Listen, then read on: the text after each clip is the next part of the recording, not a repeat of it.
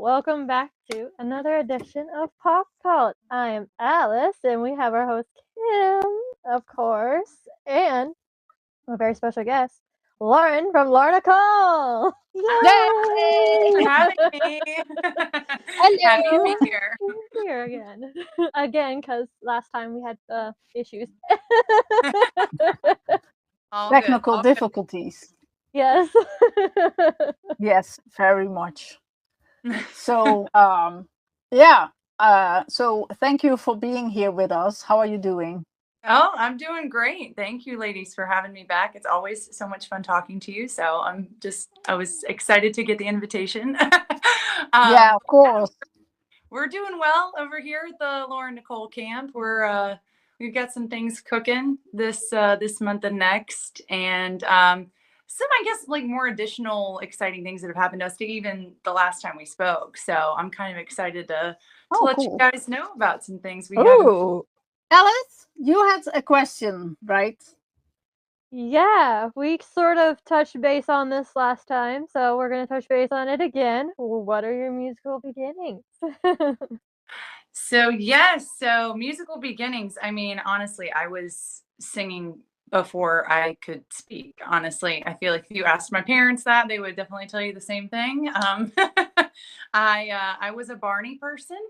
So my mom was, the mom that would buy me the little Barney cassettes back when cassettes were like the mainstream of media, and she would just play me the soundtracks in the car. We would be traveling somewhere, and then I would end up basically singing the soundtrack when we were out somewhere else, just kind of memorizing it and like phonetically going through each track. So yeah, music was definitely always been a huge part of me and my identity. And at 13, I picked up the guitar for the first time, and then I could never put it down. It was definitely my instrument. My dad's a piano player, so he tried to get me into piano like when I was younger, and so I can play some piano, but like it was never like my instrument, like that I felt spoke to me. So when I picked up the guitar, it was just like it was kind of meant to be at 13. And then I started writing music, and here we are X amount of years later and still doing the same stuff. Now I have a band. So yeah, music was definitely always part of my identity, and I'm happy to still be doing it, still writing and performing. That's so cool. So you're going way back. With the music.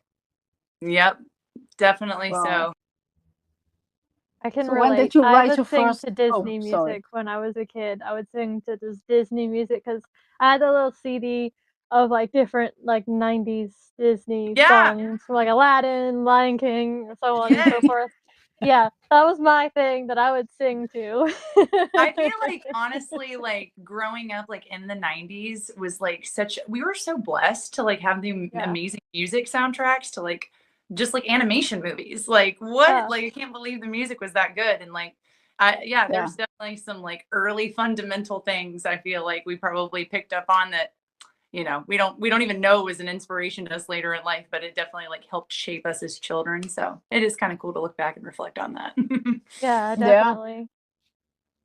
So what was at what age? Sorry, at what age did you wrote your first song? Wow. I wrote my first, so it was actually I kind of did this a little backwards, but I had a producer that I worked with. I think like it was around probably age 13, 14. So around the time that I picked up the guitar, maybe a little bit after. And I was connected with him through a guy that my dad worked with who was in a band that was pretty successful, went on tour with Hootie and the Blowfish back in the day and stuff like that. And he knew this producer. And so he was like, you should come out, because I would sing at these karaoke bars when I was like 11. And I kept doing that to kind of get myself used to being in front of a crowd. And my parents were very instrumental in trying to make that happen, and ended up befriending like the DJ and stuff. Like it was a whole thing. And anyways, we got this producer to come out and listen to me sing essentially at this karaoke bar when I was like I don't know, 12, 13, something like that. And he came out and he was like, all right, I think I could like work with her. Like, I think that we could like do some stuff. So basically, when artists, like bigger artists, I didn't know this at the time. I thought it was pretty interesting. But when bigger artists are doing like a project or like they're trying to form their album that they're about to push, they have like a plethora of songs that they end up choosing from. And then what ends up happening is the ones that don't get chosen for that album, they go into this big pile of like just random songs that people can just cherry pick from, like different artists and things like that. So this producer was able to be in touch with like those B-side songs that were never picked up. And he basically like gave them to me and was like, hey, here's like 5 songs that I think would really fit your voice and your style. And like, just let's take them and like, let's see how like you kind of come into yourself as an artist. You're typically used to singing like just karaoke tracks of other artists, and like of course I'm emulating the original artist because I don't really know who I am and haven't found my own voice yet at that time. So I'm in studio and I'm singing these songs, but these songs are like adult songs, right? And I'm like, yeah, you're there know? like So, 14. I'm not selling it at all, right? So he like had like a real like come to like Jesus meeting with me and was like, hey, listen, so you know, you got a great voice, but you're not quite selling the message. And I'm like, really? Like a 12-year-old not like understanding what like divorce and heartbreak is? That's really like mind boggling, right? But like, that was like the boat that I was put in. So anyways, I said, okay, well, this is getting real now. I'm going to have to write something from the heart, really, truly. And at this time, it had been like a few years of working together. So I think I was maybe like end of middle school, early high school, probably at this point. And, you know, that's kind of when you're going through like your first like relationships with people and friendships that are going south, or you like a guy, he doesn't like you back and all this stuff. And so that was what I kind of harnessed to write my first song, which my first song I ever wrote was actually the title of my first album that I recorded, which was called Hope and Desire. And it was about a guy that I was desiring for that really didn't want anything to do with me. And that was that. But it was a great, that's like, a sad song. It was a little sad. Yeah, a little sad. Yeah, that's okay. I write a lot of sad stuff now, I feel like, too. So, you know, nothing's changed much. But yeah, like it was a really good like writing experiment. It started out as, and then it turned into just opening that floodgate for me. And then once I learned how to write a song and I started harnessing my own emotions to put toward music, I couldn't stop. It was kind of like, all right, I learned, I learned it and now I've got it. And it's a skill that you just end up perfecting and getting better at over time. But yeah. So I would say the first song was probably, 13, 14, something like that. Yeah. Time period. Well, it's pretty cool that you actually like called your album the same. Yeah. That's nice. I mean, you're still remembering the heartbreak. Like, oh yeah, it's there. Oh yeah, for sure. Yeah, it was kind of wild because like you always think that like your first song's probably gonna be trash, like honestly speaking, you've never done it before, and so it's probably gonna turn out just kind of. But and it actually was not going to be on the album initially, but the producer's wife heard it because he was like mixing it down and stuff, and he was kind of like, I don't know about this song, she's got other songs that I think are better, blah, blah, blah. And the wife was like, no, there's something really cool about this song, because it wasn't like a traditional like structure pattern and stuff like that. And so he was like, all right, well, hey, because if it's going over with a girl, if that's going to be like her fan base or something, then maybe I'm just being a guy and not seeing the song for the emotional aspect that it's giving, kind of deal. So, but good times. Yeah, but who played the music then? Like, because this was your own song, right? That's right. So it was for that particular song, he would basically send a rough scratch, because he was also a musician. Like he did piano and bass and kind of like a, a versatile producer type in that way. And so he had a whole bunch of industry contacts that he would just send my song off to, and they would lay down their part. And then he would get all of their parts, and then he would mix them down. And then he'd be like, okay, the song has got a rough mix with the instruments. I've got them placed. Come into studio and lay your vocal down or whatever. So. Oh, cool. Yeah. Yeah. Oh, yeah. that's cool. I actually you were lucky. You were lucky with that one. Yeah, it was truly lucky. Yeah. And yeah. I never like really met the musicians on that album, because they were, some players were in the UK, some players were in New York or California. And so, and I had like a secret band that I never knew about. I mean, that's mysterious. Some bands do that, That's true. So, that is true. Yeah, that's true. Yeah. Wow. But nonetheless, it was a good experience. Very good learning developmental years for sure. Yeah, for sure. Indeed. Like, that's cool. How I discovered you was you opened for Magdalena. So yeah.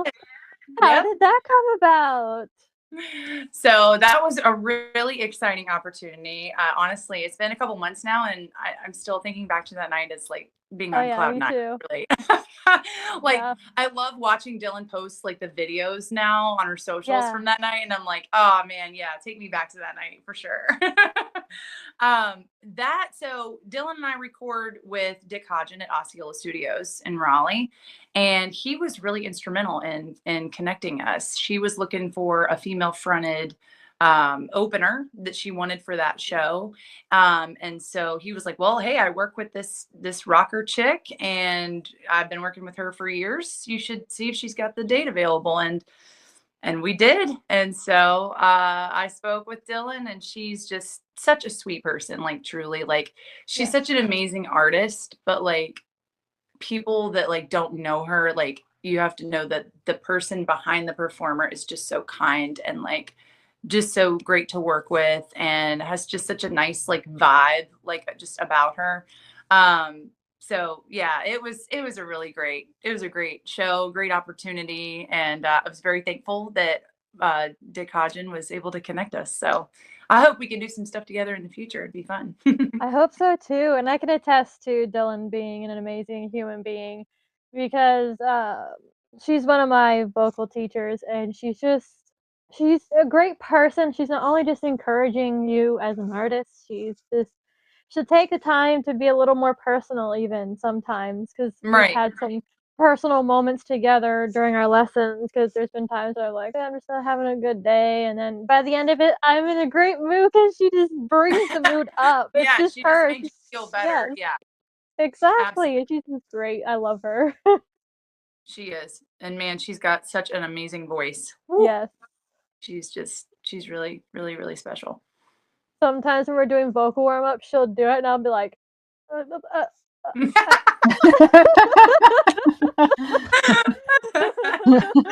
so Alice, now you do it. Yeah. Like, I can't do that. She's like, yes, you can. I'm like, you just did that flawlessly. Oh, I love that. That's a good teacher right there. Yes. Yes, she's awesome. We actually recently we interviewed her. Yeah. Oh, cool. We had that was amazing. That was one of the dreams come true, like an interview. So that was really cool. And she is like really the sweetest and the nicest person. She is. She is so patient, and she's really nice, really kind. It's really cool. Talking to her was really nice. So yeah, I totally get what you're like. I feel like it's really special to find people like that in music, because like it's not the norm, like you get a lot of egos in music, or people that just don't want to work with you for whatever reason, and like she's just such a kind person and has such a good spirit. So that was one thing, like immediately walking into sound check at the Lincoln, I was like, I could just feel that energy like immediately. And I was like, you know what? This is just going to be such a beautiful show. I can't wait. Yeah. like if you think about the music business, what is one of the most difficult things that you kind of learned in that in the music business? Sorry, yeah. Yeah, I mean, gosh, for me, just being a local artist, I always find that now, especially, I feel like if you'd asked me that maybe like 10 years ago, right, I might have had a different answer. But like, I would say Mm. nowadays, it's really visibility. That's like the challenge because there's Yeah. so much competition. And not even that, like, even like separating like competition out, it's like more just oversaturation, like with social media or TV or like shows. I mean, so many options just in your local communities to go out and see live music. I mean, that right Mhm. there is, there's a lot of competing in that sense too. So I do think that visibility is definitely one of the more challenging things in music. And you know that for original artists it's honestly kind of worse because it's really hard to, you want to play as much as you can to get your music out there, but you also don't want to play rooms so blindly.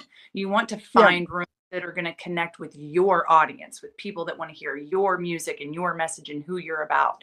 And I think that's a real challenge too, and trying to navigate the best path forward so that you don't feel like you're, you know, got your tires stuck in the mud. You know, you're actually Mhm. making some true headway for yourself and also cultivating the fans that are going to, you know, love you for you and want to Yeah. support you. So Yeah, and these days it's not only like I just make good music. These days you have to sell yourself in like at socials and the yes, internet, and you have to make, just like you mentioned before, like you have to make sure that you're still popping up every once in a while, because right. otherwise you will be saturated and it's gone. Forgotten. Right. Yeah. And like, Yeah. I think the other challenge that kind of like, I guess, goes along with that is trying to put yourself into this like bite sized format where, you know, Mm. everybody's like kind of doom scrolling and it's like, how can I like catch your attention real quick in like 2 Yeah. seconds? Or, you know, and like,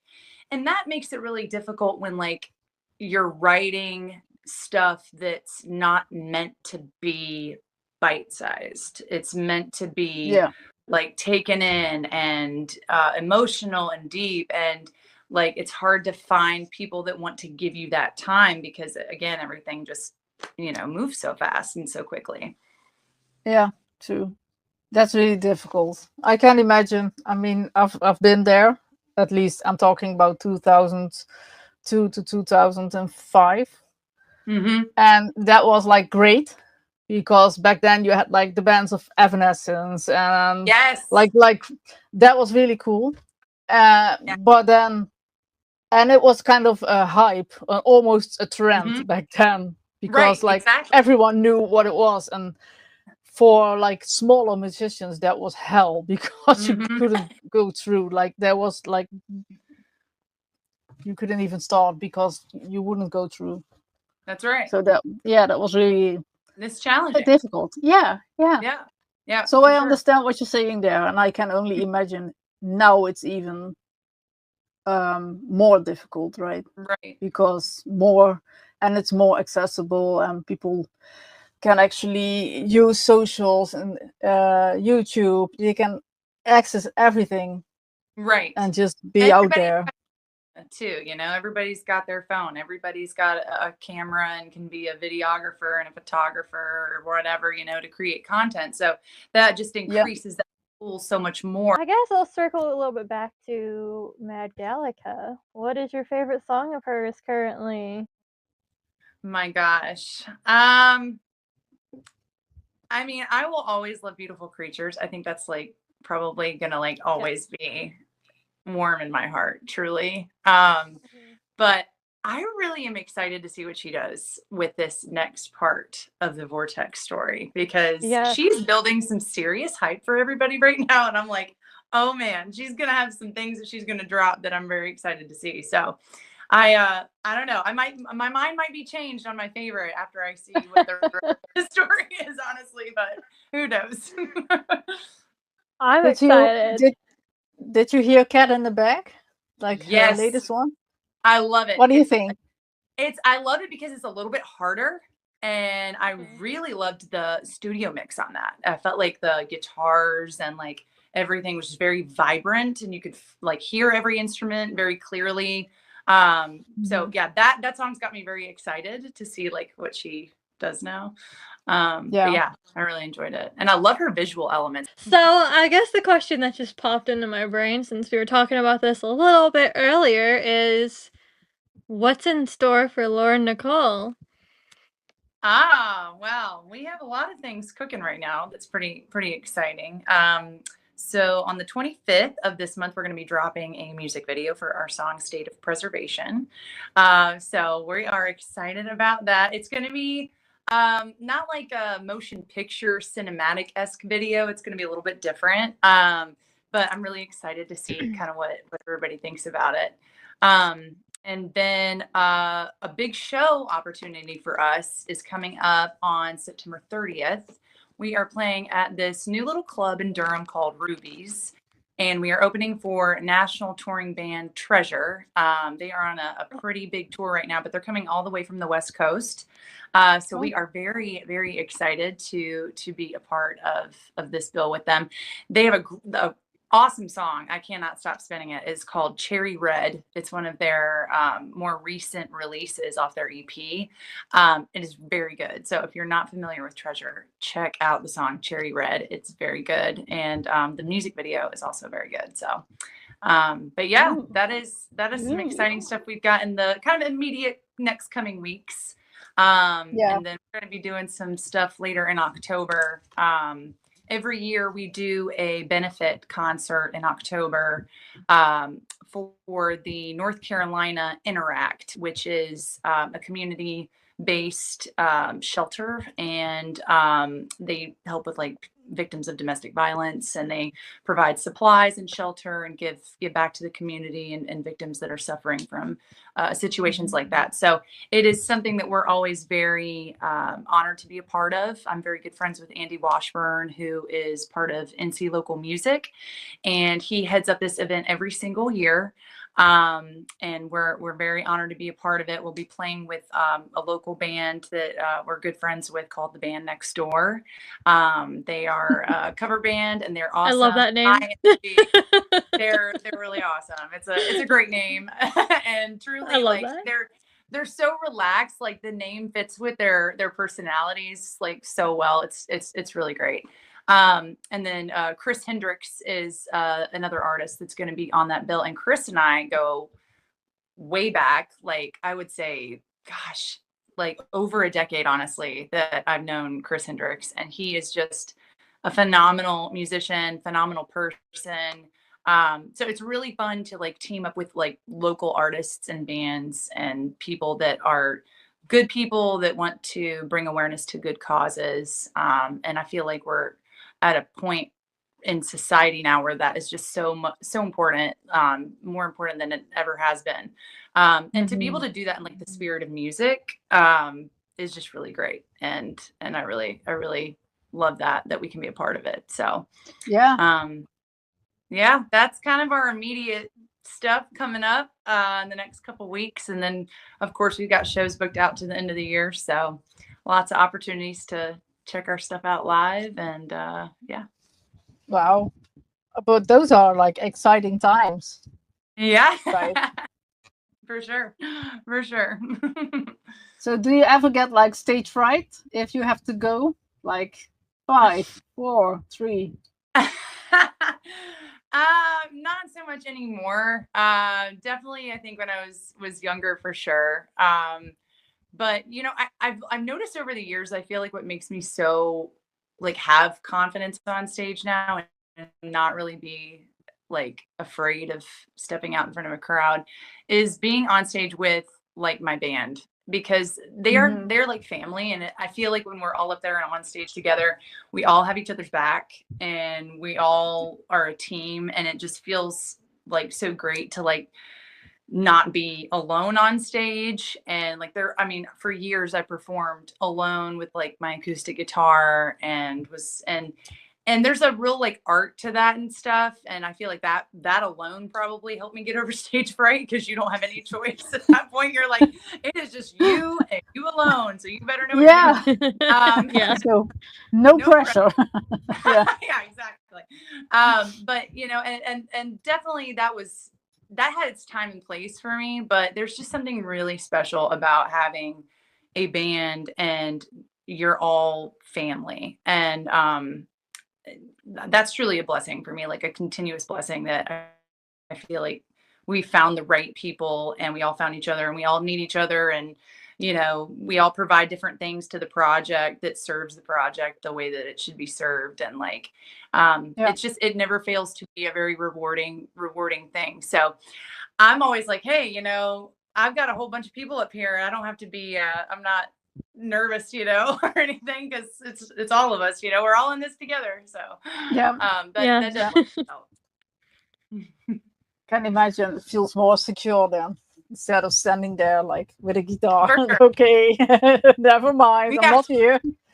Yeah, it's different. Yeah, for sure. It actually hits different.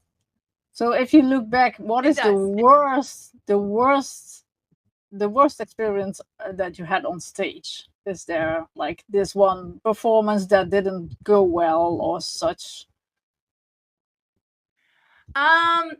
So with this current lineup has been together since 2019. And before this form of the band, I was with a whole bunch of different musicians in different kind of versions of the project. And so I would say one of like my worst experiences on stage, there's really two. There was one where I was alone with the guitar, and then there was one with the band, with the other lineup, not the current lineup. The alone with the guitar. Yeah, I'll tell you. Uh-oh.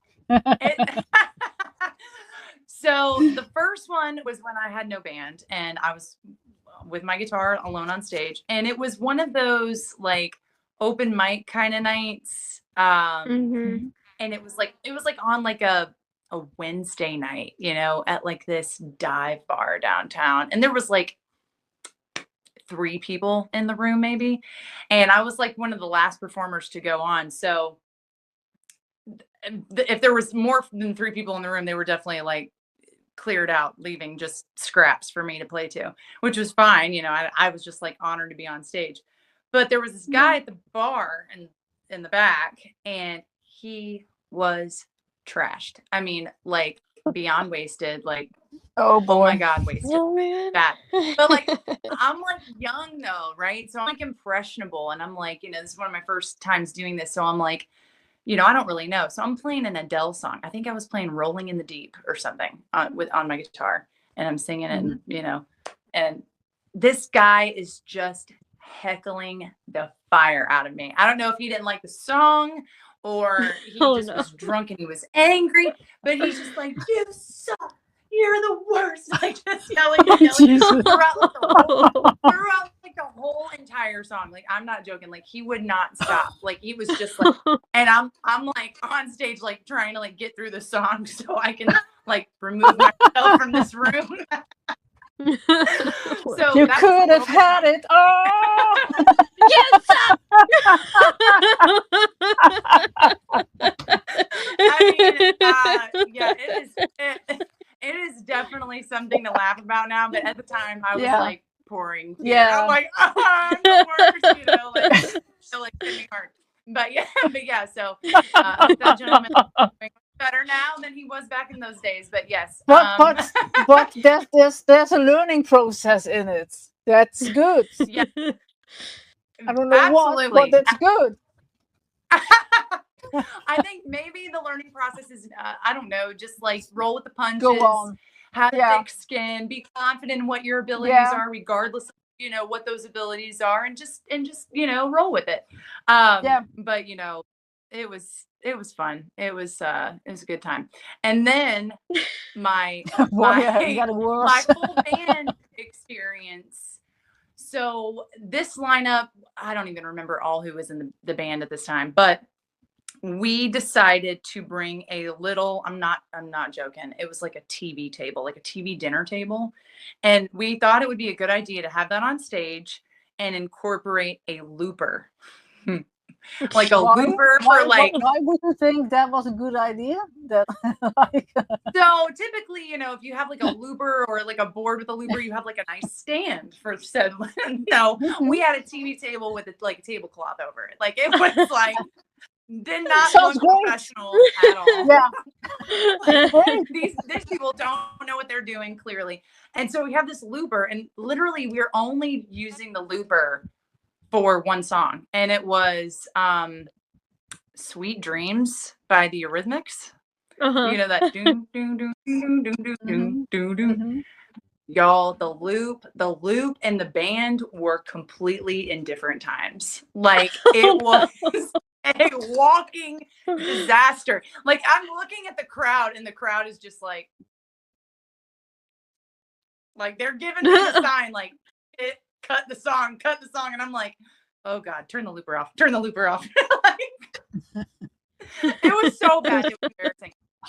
So yeah, I would say after that, I've never ever done anything with a loop on stage because I'm like, that scarred me for life. I mean, when you did that with like playing the track, then was like, girl, you know it's, girl, you know it's, girl, you know it's. You know, oh, Milli Vanilli, yes. Yes. Oh my God. It was that moment. Literally. That moment. If you went on Fayetteville Street to whatever club that was that year, that was the moment you would have all experienced. But yeah. So no more looper after that. No more. So what did we learn from that? Don't use loopers, people. Don't. Yeah, and like honestly, like our band, we are very much the type that we don't like to crutch on like tracks live. We play everything live. Like we just like to have that raw experience. So it was, you know, it was at a time where we were like, oh, we should do more than what we normally do, you know? So let's incorporate a looper. And then it was like, nope, never mind. Bad idea. Never again. Never again. Yeah. Never again. Live and learn. Well, so what happened? So the looper thing, like you just skipped the song eventually? We just like turned off the looper and like ended on a chord altogether. We were able to somehow finesse getting to an ending chord together. And then we just wrapped it up. And then I was like, sorry for the technical difficulties on that one. We're just going to roll into the next song. That's how I handled it. Just pretend it never happened, right? That's right.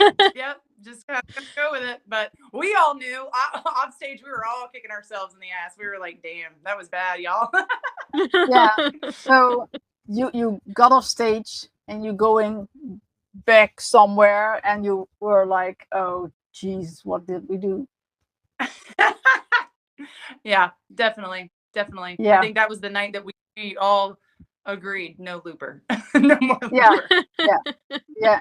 There was like not even a talk about it. That was just, we're never going to do this again. It was just known. Yeah, like we don't have to say anything. It won't be there on stage again. It's like, can we pretend this never happened? Yeah. Great. So which song would you love to cover and record one day? So there is actually a song that immediately comes to mind because we don't really cover it, I would say, actively right at this moment. I think we could probably pull it back out anytime we wanted to. But I have always wanted to do a really like epic recorded version of House of the Rising Sun. Ooh. I love that song, and yes. I love the opportunity that song gives you. Mm-hmm. Like it's the structure is very different. It's basically a song of verses. That's it. It's not got like one designated chorus or, you know, verse, chorus, bridge, chorus. It's very like just verse. And then you can like kind of put your own emphasis to build that song. So we've tried to even make it our own when we cover it, but I've always wanted to do a recorded version of that and have like strings, like an orchestral kind of like vibe along with like the rock, you know, band sound. So that's cool. I don't know. maybe something down the road. That's something you could ask Dylan about, because she did that with Enter the Vortex Act 1. Oh, that's a The good orchestral idea. stuff and rock elements. Yeah. Yes. Yeah, no, for sure. Yeah, definitely. It would be cool to like even like for us to like cover something together. Like that would be really fun. Oh, And like that I would could be do awesome. harmony for her. Oh my God, yeah. That would be a lot of fun. That would be a good time. I say do it. Yeah. So Dylan, if you see this, Dylan, if you're watching, we could cover something. yeah, you should tag her. She knows you, so just tag her. Yeah, no, for sure. Yeah, yeah. Now we're back. So, just in case, thank you for coming, and we really appreciated it. Thank you always for having me. Anytime you want to talk, I'm always here. So, where did you get your stage outfits and stuff? Where do you find those? Really online now, because I'm just lazy. I used to go to malls. I mean, if I'm being honest. Jesus, Can relate. Yeah, I'm pretty lazy. So, yeah, I'll just find some cool shops, and depending on like what aesthetic I'm going for, I love black. So I always wear pretty much a dark color. If I'm not wearing black, it's definitely going to have black in it somewhere. But yeah, online. I always like joke with even like the way I decorate like my house and stuff, or like a room or whatever. I always joke to my mom. I'm like, yeah, she's like, wow, where did you get this? And I'm like, Mom, my life is brought in part to you by Amazon. Truly. I could be person with how much stuff I buy from them. It's very dangerous. So yeah, online shopper actively. So you consider yourself a shopaholic then? Oh, I don't know about all that. Maybe not a shopaholic. That's got a bad connotation. But I will say I do like to get a little package delivered to my door. It does make me happy. I'm like, oh, and sometimes I don't even remember what I bought.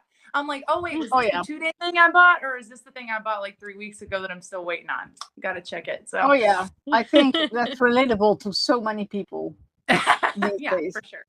Like, so are you actually buying anything from AliExpress on Temu, or is that like, oh God, never. I'll be honest with you, I am scared to do that.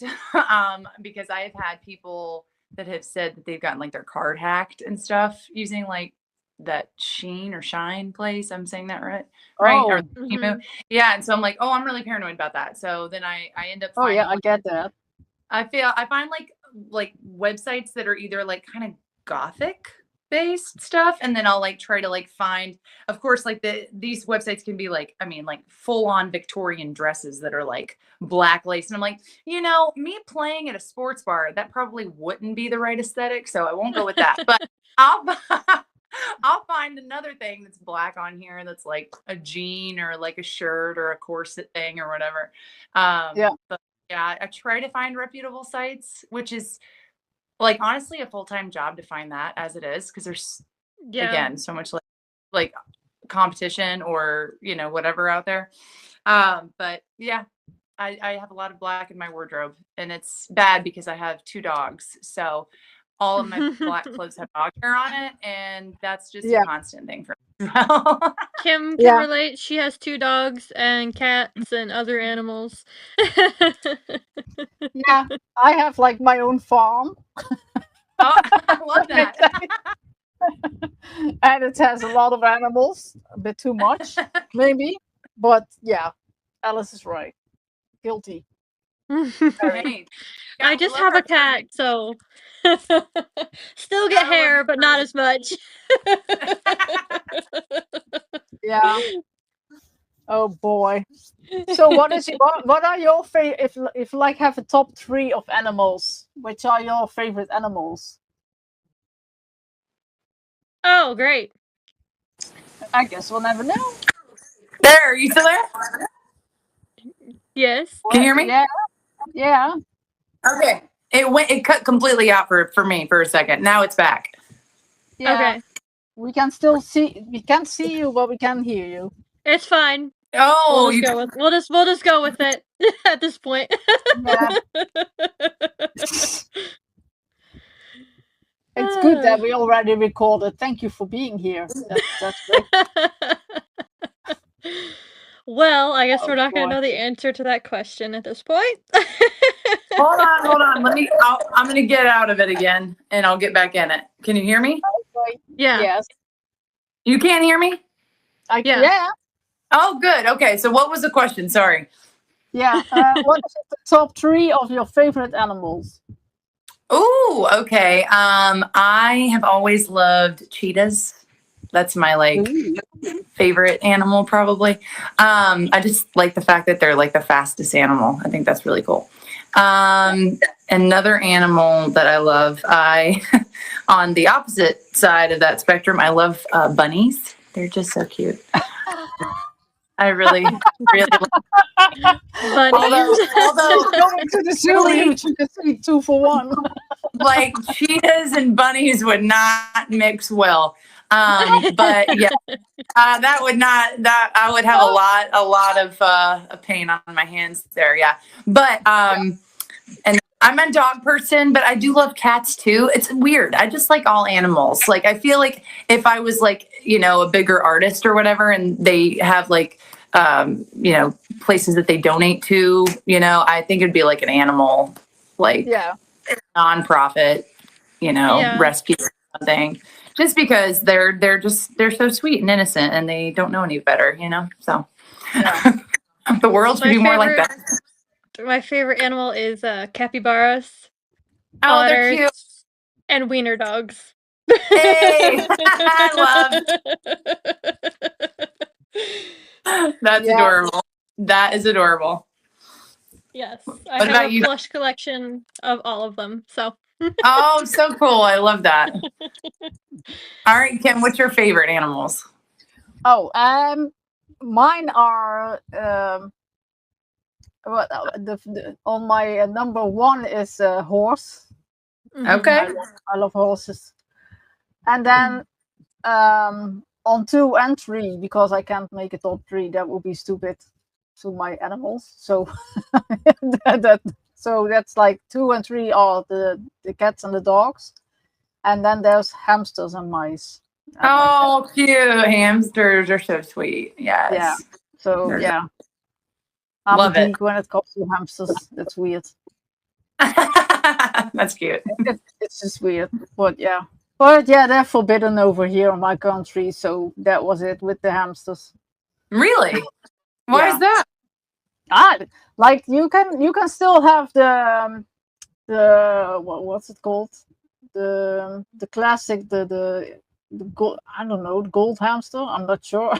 Like the big one. Like a guinea pig? Guinea pig, yeah.